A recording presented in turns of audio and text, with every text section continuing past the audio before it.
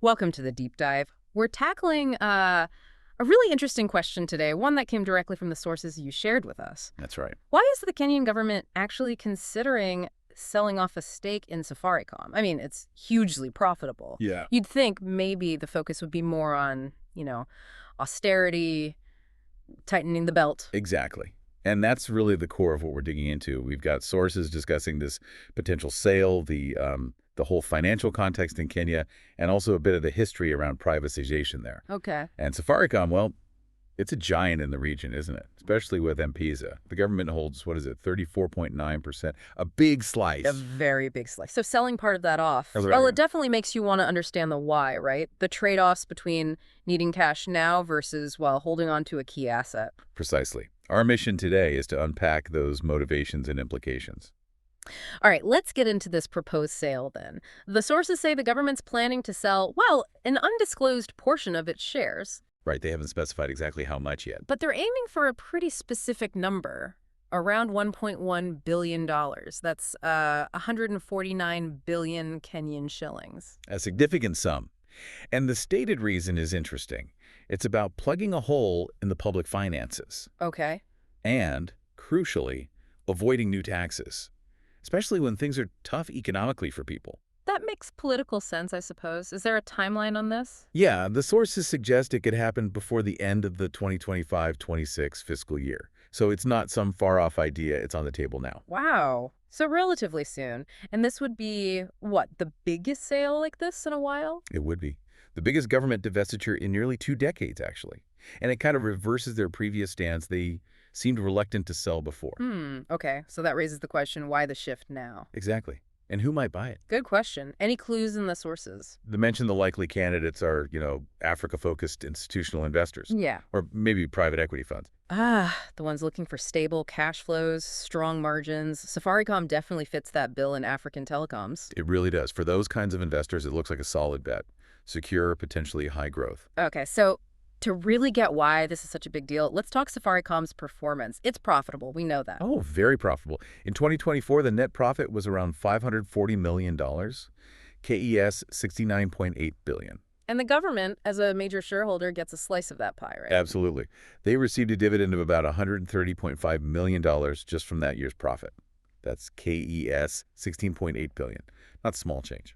Definitely not. And didn't they sell some shares before there was an IPO? Yes, back in 2008. They sold a 25% stake then, raised about $400.5 million, or KES, $51.75 billion at the time. So they've done it before, but this remaining stake, it's worth a lot more now. Oh, significantly more. The current estimate puts the value of the government's remaining 34.9% stake at around $2.1 billion. That's roughly KES $280.5 billion. Wow. Okay, so selling even a part of that brings in serious cash, but it also highlights what they're potentially giving up long term. Precisely. And the how is still up in the air, too. Could be a secondary public offering, on the stock market. It's letting more people buy in. Potentially, yes. Or it could be an off-market block sale, a private deal with a big investor or a few big investors. Which would be faster, maybe, but less transparent. That's the usual trade-off, yeah. Yeah. A public offering takes time, market conditions matter. A block sale is quicker, but ownership gets more concentrated. Okay. Now, you mentioned the history of privatization in Kenya. Sounds like it hasn't always been smooth sailing. That's putting it mildly. The sources highlight that historically these efforts have often stalled, got bogged down. Why? What went wrong? Often it seems political meddling, Wow. bureaucratic delays and inefficiencies too. Decisions maybe weren't purely based on economics. Are there examples, like specific companies? The sources mention struggling parastatals, things like hotels, sugar companies, even the airline. Many were lined up for privatization, but ended up stuck with losses, big debts, mismanagement. So the track record isn't great. That must cast a shadow over this potential Safaricom sale. It definitely provides context. It shows the potential pitfalls. While the sources we have don't dive deep into exactly which political deals scuppered which privatization back then, Right. the consistent theme is that politics often got in the way of sound economic strategy.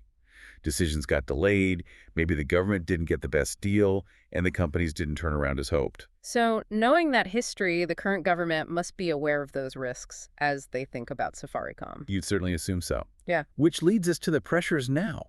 Why push forward with this despite the history and the value of the asset? What are those key pressures? What's driving this? Well, the sources point pretty clearly to limited financing options for the government, Hmm. and the big one, rising debt repayments. They're really starting to bite. How bad is it? The figures are quite stark. Back in 2016, just the interest payments in the first 8 months ate up over half of all tax revenue. Oh, over half. Yeah. And for this year, the projection for interest costs is over $7.7 billion. That's more than 1 trillion Kenyan shillings. That's enormous. Just Yeah. servicing the debt. Exactly. It Yeah. puts immense pressure on the budget, leaves less room for everything else. And the overall debt itself has been climbing fast. Very fast. The sources say total public debt jumped from about $67.3 billion to $88.5 billion in less than 3 years. Okay, that rapid increase really limits your options, doesn't it? It absolutely does. And then you add in tax revenues maybe not meeting targets, Right. and a feeling that the public just won't accept more tax hikes right now. One source even talks about a possible taxation revolt. Oof. Okay. So when you put all that together, the debt pressure, sluggish revenues, political resistance to taxes, selling a valuable asset like Safaricom starts to look, well, almost like a fiscal necessity to some. Right. A way to get cash quickly without raising taxes. Which brings us right back to that initial question we had. Why this? Why sell the family silver, so to speak, instead of austerity? Cutting spending. And the sources seem to suggest that politically, the asset sale is seen as the less painful path. Less painful than widespread spending cuts, you mean, or more taxes? Exactly. Austerity measures often hit public services. They can be deeply unpopular. Further tax hikes, as we said, seem politically risky. So this sale is framed as a way to fill that immediate gap without that direct, widespread pain. But it's a one-off fix, isn't it?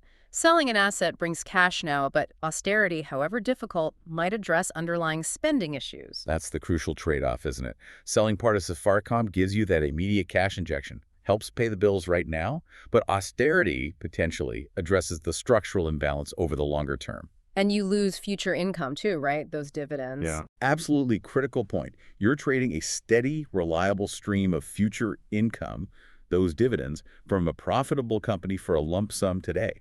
That's a major long-term consideration in this whole debate about asset sales versus austerity. So let's try and sum this up. The potential Safaricom stake sale seems driven really by some pretty urgent financial pressures. Yeah, significant budget shortfalls, that heavy weight of rising debt. And with other options like more borrowing, perhaps limited, tax revenues underperforming, and pushing through more tax hikes looking politically toxic. Selling off a piece of a highly valuable, profitable asset like Safaricom emerges as the maybe preferred path, at least for now. But it's vital to remember what's being sold, as you said. This isn't some failing state company. No, far from it. Safaricom is a crown jewel, highly profitable, strategically important. Those dividends are a real, consistent boost to government coffers. Selling a stake means less of that future income. It's a big decision with long-term consequences. Now, Which brings us to a final thought for you, the listener. When governments face these kinds of fiscal pressures, what are the lasting implications of choosing asset sales over other routes? Like, deep spending cuts or maybe fundamental tax reform, things that might be harder politically, but perhaps more sustainable. it's a really important question. What does it mean long term? Not just for the government's balance sheet, but for who owns and controls key national assets. And what does it signal about the broader economic strategy? Lots to think about there. It's a decision that echoes far beyond just the immediate budget numbers. Thanks for taking this deep dive with us today.